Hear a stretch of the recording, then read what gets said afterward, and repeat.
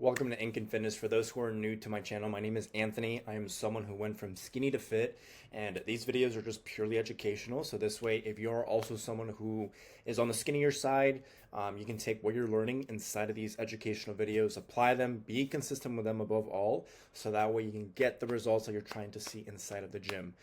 If you are someone looking for one-to-one coaching, though, for more support, more accountability, and overall just a solid game plan that's personalized to your specific needs, to your body, to your mental needs, then please feel free to check out the link for one-to-one coaching down below in the description, and we can see if it's a good fit for you. But enough about that. Let's get straight into the video for today, where we're going to be talking about how to get big as a skinny guy. So this is going to be a really good one for today, and it's honestly stupid simple, like, to say the least, right?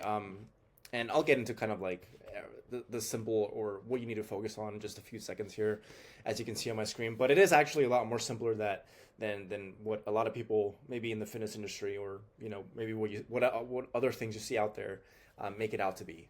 So it's very simple, because there's only three pillars that you need to focus on when it comes to fitness, when it comes to getting results inside of the gym, right?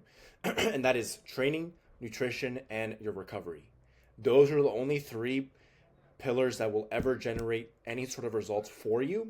And if you steer left in the wrong direction, or if you steer wherever other direction other than these three main pillars, you're not going to get as much of the results that you could be seeing inside of the gym. So focus on those three. Everything else doesn't matter, in my opinion, just because it's not what's going to generate results for you. So if you have all these areas dialed in, all three of them, not one out of the three or two out of the three, you need to have all three dialed in. You need to be consistent with them. You'll go from skinny to jacked, guaranteed, right? That's how you actually get big. You will get big, guaranteed, right? It's so hard to mess up. And it's a lot easier than it sounds, of course. But as humans, we just like to overcomplicate everything, right? We feel like we need to overcomplicate stuff, or go through the hardest obstacles in life, or go through the most difficult challenges that we ever face to see these amazing results, right? But it does not have to be that way. And it honestly is as simple as it seems, right? And it's a lot easier said than done, of course, because there's so many different variables once you actually start implementing that come into play that really get in the way of you getting the results that you want to see, right? It could be family stuff, mental stuff, emotional stuff, health ailments that you're going through, or just a combination of different factors, right, that we might not be aware of, or I might not be aware of right now, just speaking to you all through this video, but you are aware of yourself, right, that you have these certain issues that you need to overcome and face, so that way you can actually, hit the ground running with the gym and actually see the results that you want to see for yourself. So I implore you, if you're someone going through something, definitely work on that stuff first, because going to the gym, it does help your mental. And I think it will nonetheless, right? If you just, go to the gym while you're still not in the best mental space or emotional space. But of course, that's the mental and emotional side of things.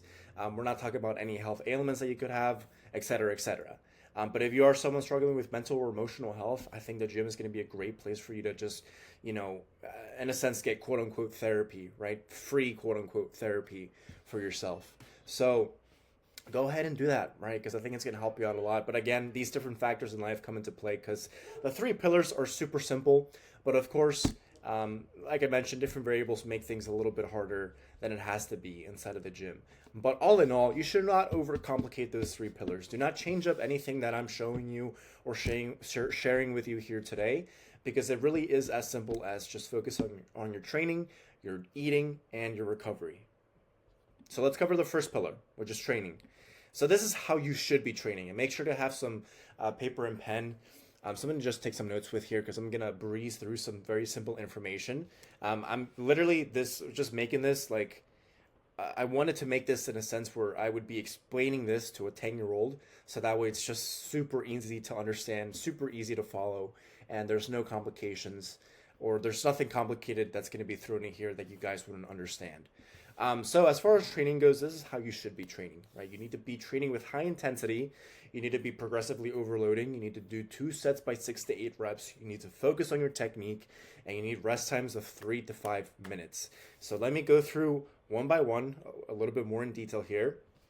So high intensity and 2 sets by 6 to 8 reps go hand in hand. And the reason I say that is because when I say train with high intensity, what I mean to say is train until failure.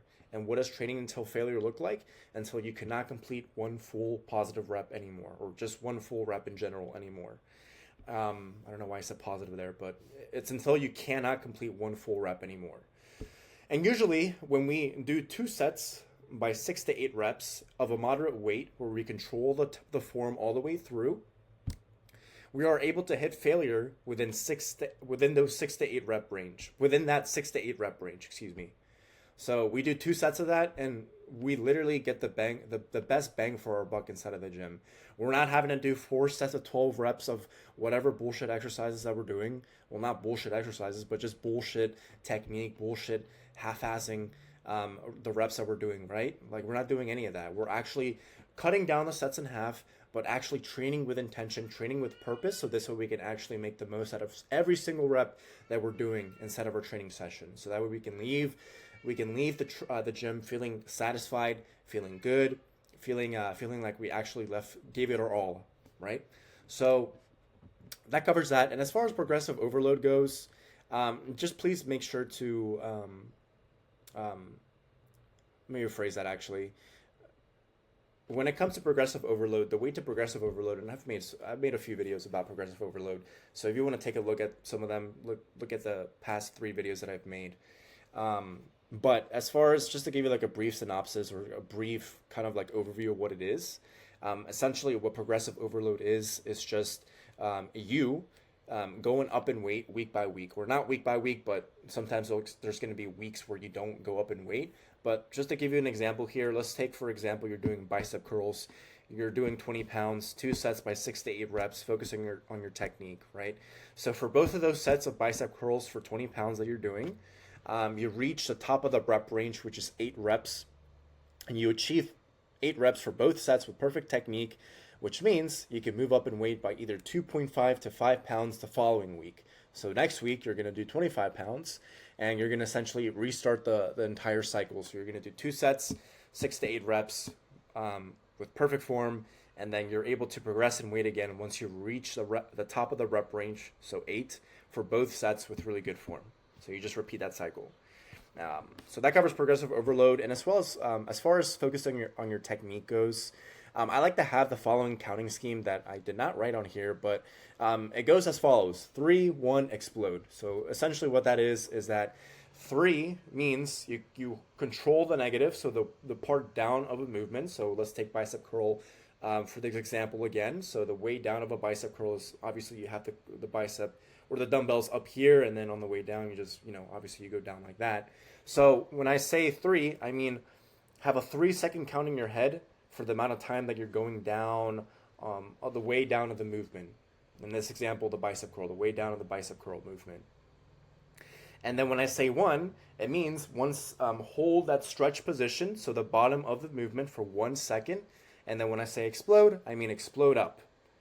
And then you just repeat that same process. And those are good quality reps that should get the specific muscle that you're working very hard. So you're going to definitely feel it within that 6 to 8 rep range.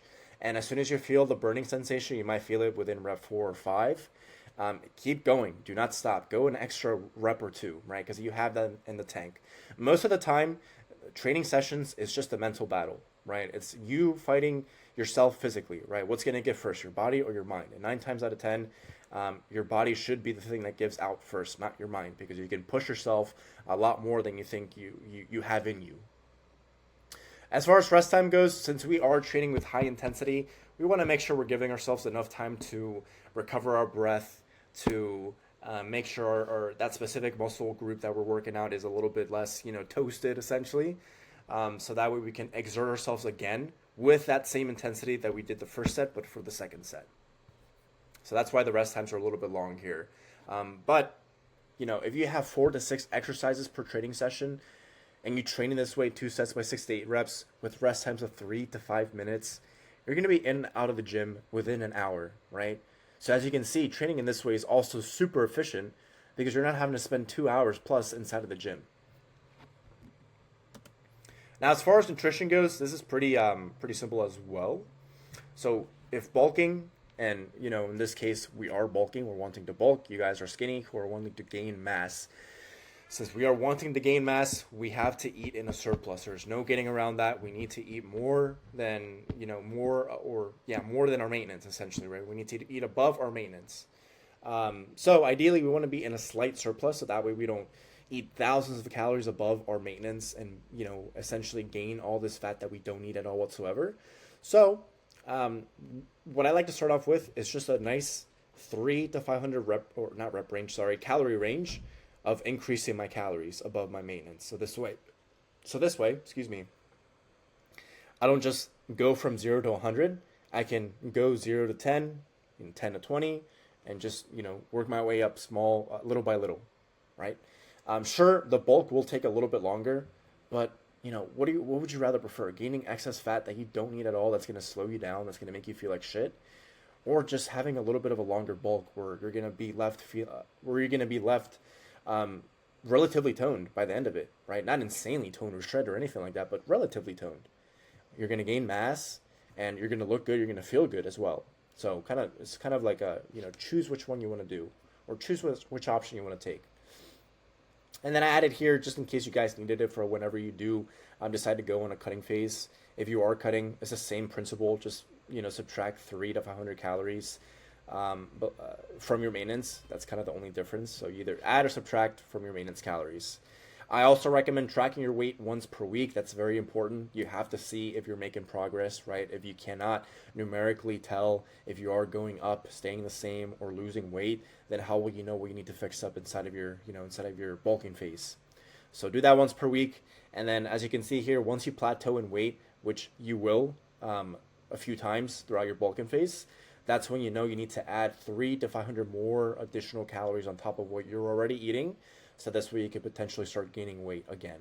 I say potentially because sometimes your body can be a little bit stubborn and it won't gain weight once you add that additional 3 to 500 more calories. So at that point, you'll need to add, an additional 3 to 500 more calories on top of that. So you'll repeat this process throughout your entire bulking phase. And the last 2 points here, just make sure you're getting your protein in. I know there's a lot of studies that say, eating 0.7 grams, I believe that's what it is, of protein per pound of body weight that you weigh is more than enough or sufficient. And the bare minimum is 0.5 grams that you should be, hitting per pound of body weight that you weigh. I always say, though, as my own personal rule of thumb, because I'd rather overeat in protein than undereat, I'd rather just eat a gram of protein per pound of body weight, so that way I can just, keep things simplistic. And again, I'd rather overeat in protein because it's not going to harm you, right? Like, I know a lot of people say too much protein can, fuck up your kidneys. And yes, while that is true, that's an over excess amount of protein, right? Like, we're talking about hundreds of grams above what you're, typically need for a consistent, prolonged period of time, right? So if you weigh 160 pounds and you hit 160 grams of protein per day, you're going to be fine, right? You're not going to end up in a hospital bed or anything like that, unless you have some sort of predisposed kidney condition, right? That is the only caveat.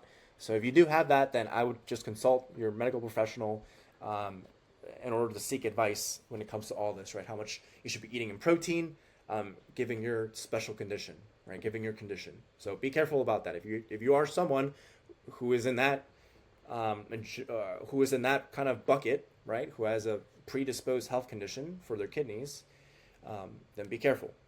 Seek advice. I'm not a medical professional, just so you guys know. So I wanted to be a doctor at one point, but obviously I'm here doing this, so that didn't happen because I just decided that was not the path for me. But if you are someone in that boat or in that bucket, I'm not a medical professional. Seek out help from your whoever you see as a doctor. So there's that. In terms of supplements, you really don't need them at all. I mean, the only ones I recommend if you do have the budget for it is just protein powder and creatine, but it's not something that's going to make or break you or your gains. And then last but not least, we have rest. This is really the easiest slide. Just get 7 hours or more worth of sleep per night. Simple as that. You don't need to do these like different ice baths, these saunas, sessions, or red light therapy sessions, or anything else that's out there, right? Like, those things are good in their own respective ways, but to say that you need them to promote muscle growth is just, it's silly. It's not realistic. It's something you don't need at all whatsoever. Again, just focus on those 3 pillars of fitness. You don't need to overcomplicate things. You don't need to go buy one of those ice plunges, right? The big things that you hop into to do your ice baths in the morning. Like, you don't need to do that shit. You need to buy that shit either, right? Because those things are expensive in itself. So just focus on those 3 areas of fitness. You'll be good. Be consistent with them. Most importantly, you do not just be consistent. Do not just be consistent with 1 out of the 2 or 2 out of the 3 areas of fitness. Like, actually be consistent with all 3 parts. So once more, training, nutrition, and recovery. And if you need to go back and rewatch this video, do it. I recommend it. If you didn't take notes, take some notes. And if you have any questions, just leave them down below in the comment section. If there's something you guys want to see specifically in terms of a video idea, let me know as well in the comment section. Please just make sure to like and subscribe as well. It really does help out my channel and keeps it growing. And once more, if you are someone looking for one-to-one coaching, the link for that will be down below in the description. So feel free to check that out. But until the next one, guys, take care. Much love to you all, and peace.